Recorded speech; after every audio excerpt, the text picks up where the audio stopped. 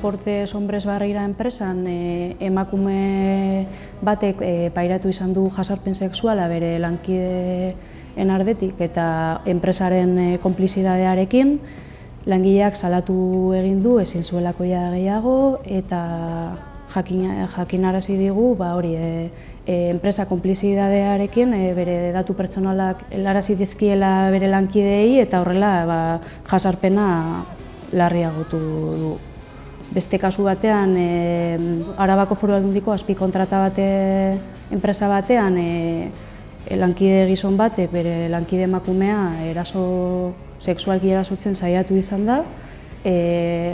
Langileak salatu du, beste bere lankidea erasotzailea kondenatua izan da por coacciones eta enpresak ez ditu neurriak hartu, ez du langileak kaleratu eta horrez gain ere jarri diote una orden de alejamiento.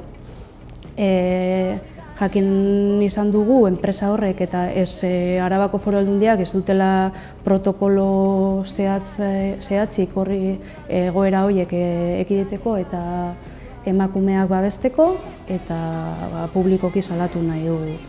Eta hirugarren kasuan, Hotel Palacio de Lorriagak langile batek jakinarazi zionean haurdun zegoela kaleratu egin zuen. 7 urte zeramanen langileak enpresan lan egiten eta hemen azkenengo kasu honetan bai ikusi dugu beharrezkoa dela pikete feminista aktibatzea, erantzuna eman behar digulako, enpresa markatu nahi dugulako eta ere bai kontsumitzaileei eskatu nahi diogu ere bai enpresa mota hauetan ez kontsumitzea eta ez egitea ezer.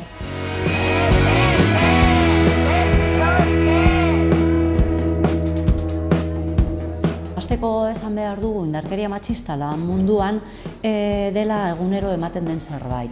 Kontua da ez dela batere erraza salatzea eta normalean edo jasarpen sexuala edo edozein motatako diskriminazioa jasotzen dituzten emakumeak ez dute esaten. Normalean gelditzen da ezkutuan.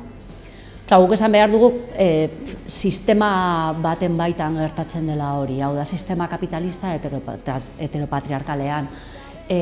Beraz, lan munduan gertatzen dena da orokorrean jendartean edartzen den bezalakoa.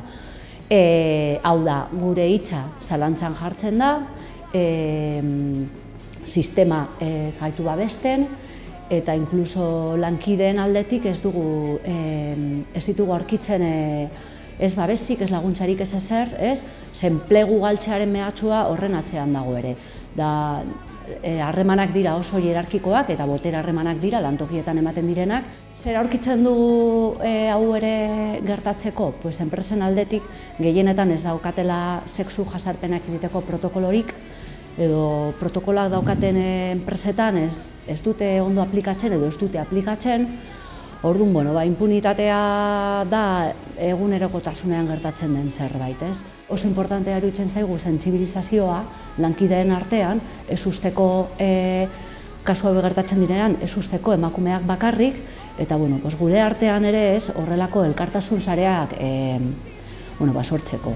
Pikete feminista da erantzuteko tresna bat, publikoki salatzeko eta enpresak markatzeko horrelako diskriminazio edo indarkeria matxistaren kasua gertatzen direnean lan munduan, guk gure artean autodefentsarako eta erantzuteko erabiliko dugun zerbait da pikete feminista.